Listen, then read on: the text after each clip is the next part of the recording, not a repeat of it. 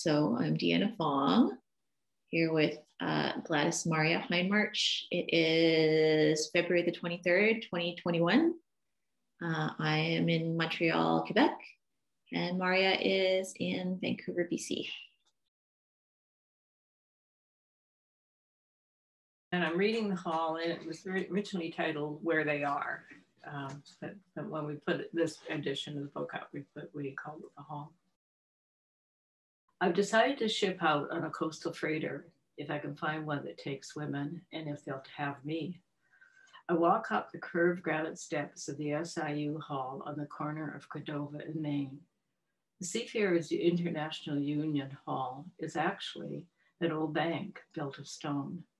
So different from the wooden Chinese newsstand or the dusty pawn shop or concrete safety building that also shaped the corner.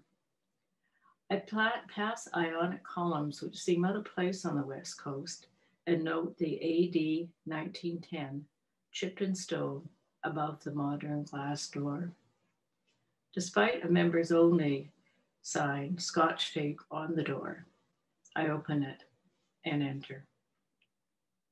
Inside, at the far end where a bank vault might have once been, is a coffee bar surrounded by thick pillars. A fat woman is pulling used mugs towards her with a stick.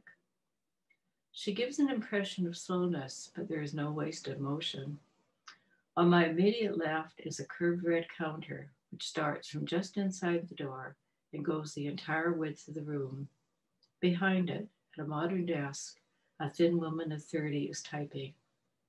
On the counter, probably oak underneath, a white-haired man fills out forms. I walk towards him and he slowly looks up.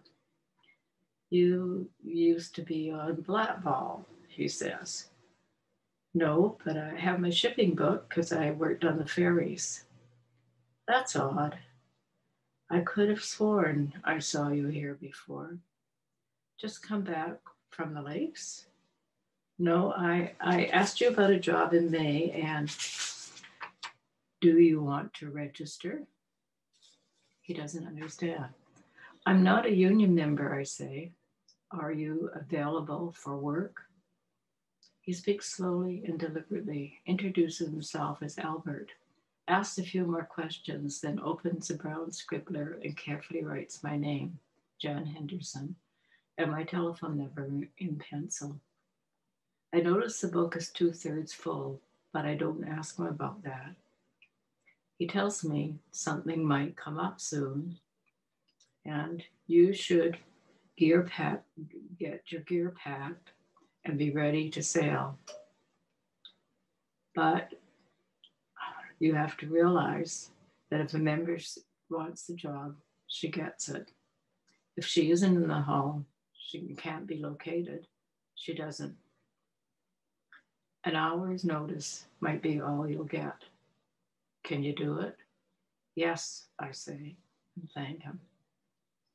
I walk past two men playing checkers at a table and an older man who is rolling himself a cigarette and has a piece of toilet paper over a spot on his nose. I go up to the counter and introduce myself to the woman behind it, B.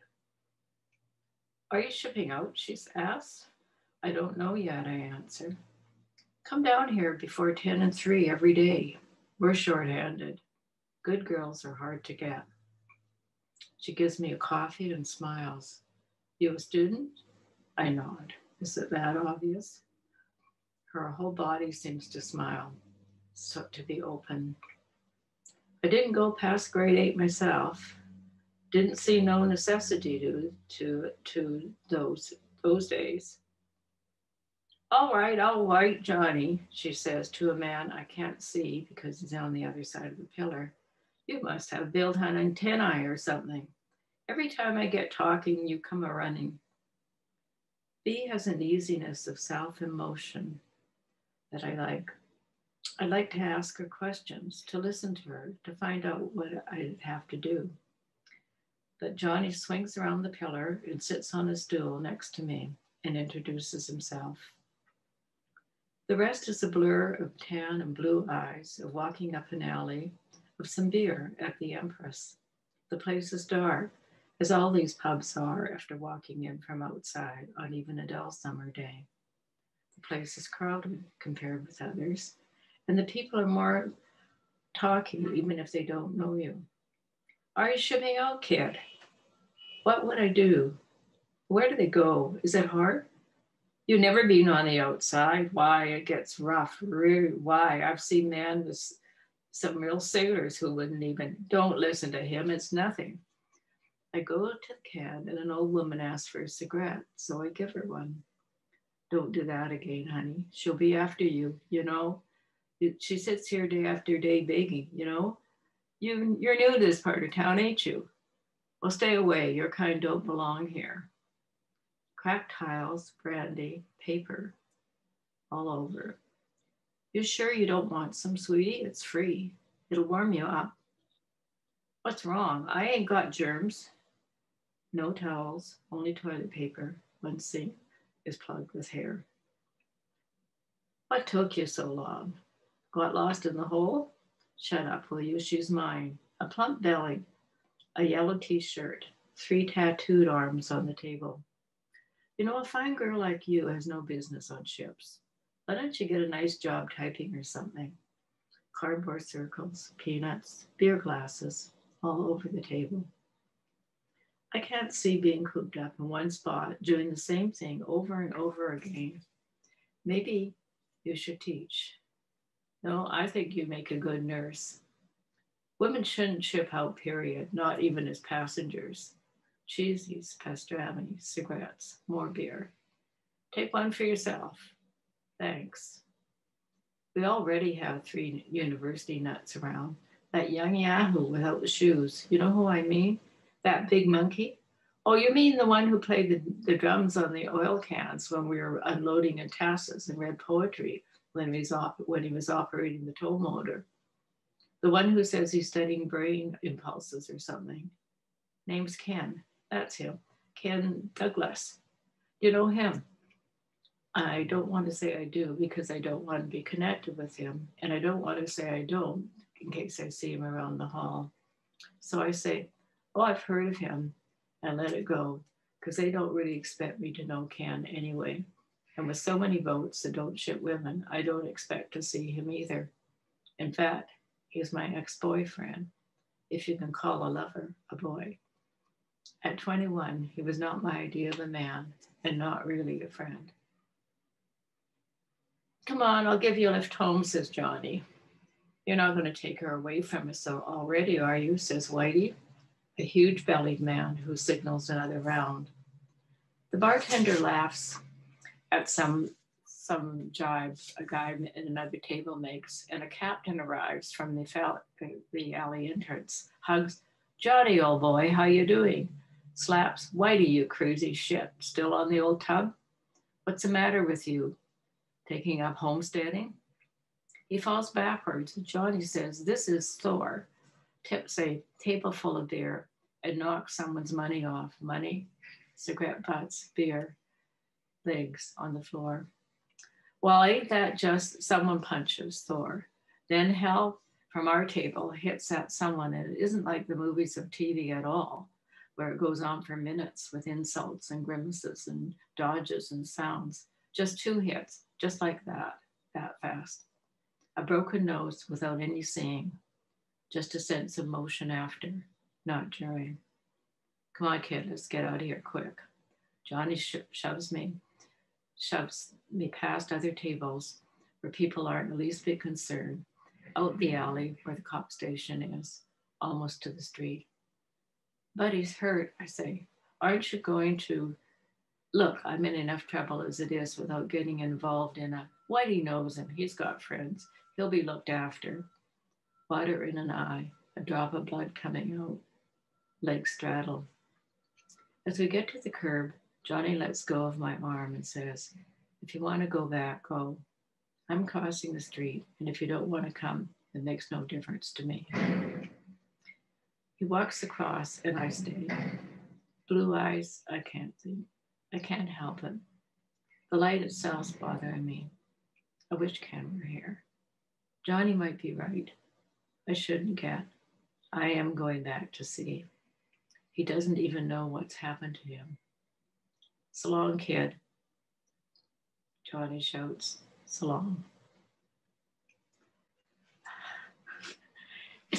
It's very strange to read this story at this point in time, you know, because I bet.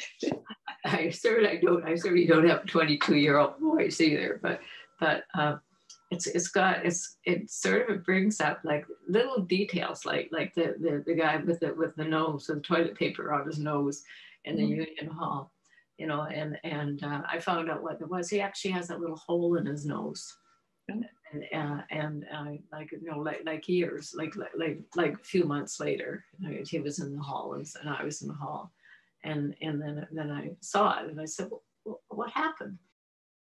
Yeah. Well, I can see why you're saying this was made into a play. Wait, when was that, by the way? That was the year the book was published in 1988. It may have been 88 or 89. Mm-hmm. And it was at a book convention of some sort. And I had taken the very last paragraph. It wasn't in it at all. Like it's just, well, part of it was, but I get to. The last two paragraphs weren't in it at all. So they cut it, and there wasn't so much explanation. Like with a line where I have to read about that Arrow speaks slowly and deliberately. I don't have to say that because you know it. If you hear it, you can sort of you pick up that. But of course, I'm thinking of a reader who doesn't hear that. So I'm trying to suggest that that's what it sounds like. It's that sort of waiting for the words, not all of the words to come, but waiting. You're sort of hesitating. I was trying to do everything at once when I wrote the story, but I mean, look at it. It's not really in any way a conventional short story, but look how many characters we've got. I know, but that's the great thing about it though. And I think why it would work so well as a play is it just has that real like you get a flavor of the language, and you really also get a sense of like the body's experience of being there, like all the things that Jan's eyes fix on the table, the salami and and it like really does, to me anyway, give this kind of sense of like that sort of disrupted attention that you have when you've had a couple drinks. Yes, you and just sort of supposed to. I was trying to get. Yeah. I sort of admired how Fitzgerald had handled it in The Great Gatsby to some degree, and I guess I think what I like about it, the thing that we were talking about, is the immediacy that you just sort of like, you know, there's you meet B, and she's just there, you know, just like moments, but right away you sort of recognize what she's like. Yeah, I mean, there's a lot of things about it I like, but I would argue it's not a short story. Well, if not a short story, then what is it? I don't know. That's why you have to call it a short story. Because we don't need to. It's not a new genre. It's like a person who's just beginning to write stories and has not, you know, not doing what many do, which you know, they just sort of narrow it really to 2 or 3 people. But you know what? It's like, I like this. There's a kind of performance to it, I feel like, because it's like you get the sense that Jan is adrift in this new world, kind of. Yes. Everything is new and unfamiliar, and like the reader gets to sense that too. Like we're kind of unmoored in the same way that Jan is unmoored. That's right. Yes, that's good. That's a good word for it.